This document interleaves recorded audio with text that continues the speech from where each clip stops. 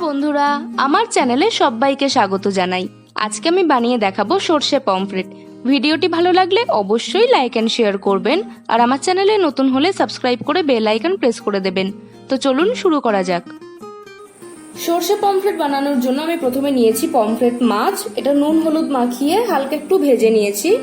হলুদ, নুন, টক দই ফেটিয়ে নিয়েছি, টমেটো বাটা নিয়েছি, আর এখানে সর্ষে, পোস্ত আর রসুন একসাথে পেস্ট করেছি। আর ফোড়নের জন্য নিয়েছি তেজপাতা, একটু মেথি, আর আমার লাগবে চেরা কাঁচা লঙ্কা। এবার কড়াইতে সর্ষের তেল দিয়ে দিচ্ছি। রান্নাটা সর্ষের তেলেই হবে। তেল গরম হয়ে গেছে, এবার আমি ফোড়নের জন্য তেজপাতা আর মেথিটা দিয়ে দেবো।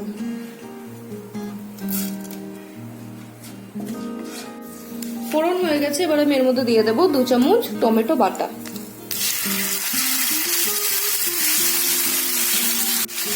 এবার দিচ্ছি হলুদ, এবার দিয়ে দেবো পরিমাণ মতো নুন। এবার চেরা কাঁচা লঙ্কাগুলো দিয়ে দিচ্ছি। মশলা কষে গেছে, এবার আমি সর্ষে পোস্ত বাটাটা দিয়ে দেবো।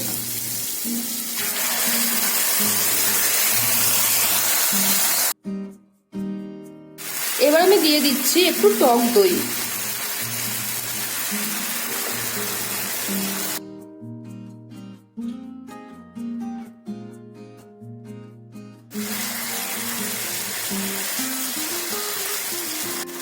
এবার পোস্তর বাটি ধোয়া জলটা দিয়ে দিচ্ছি।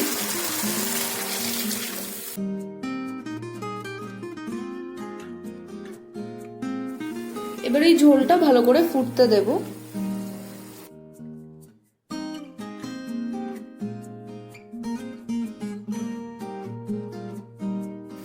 ঝোলটা ফুটে গেছে, এবার আমি এক এক করে মাছগুলো অ্যাড করব।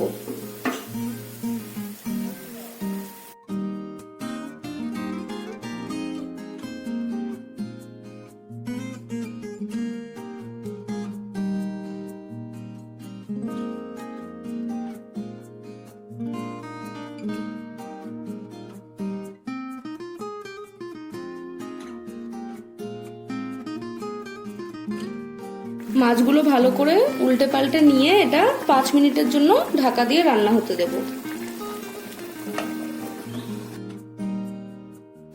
এবার ঢাকনা খুলে এটা আরো 5 মিনিট রান্না হতে দেব। এখানে যে যেরকম ঝোল খান সে সেরকম রাখতে পারেন, তো আমি এটা আরেকটু শুকিয়ে নেব।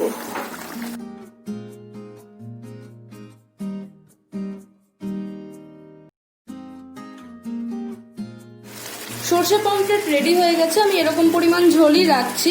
এবার আমি এটা নামিয়ে সার্ভ করে দেব। সর্ষে পমফ্রেট আমি সার্ভ করে দিয়েছি। আমার রেসিপিটা ফলো করে একদম ইজি ওয়েতে বাড়িতে বানিয়ে ফেলুন সর্ষে পমফ্রেট, আর আমাকে ফিডব্যাক দিতে ভুলবেন না। তো দেখা হচ্ছে পরের ভিডিওতে। ততক্ষণের জন্য টাটা। নিজে খান, সকলকে খাওয়ান।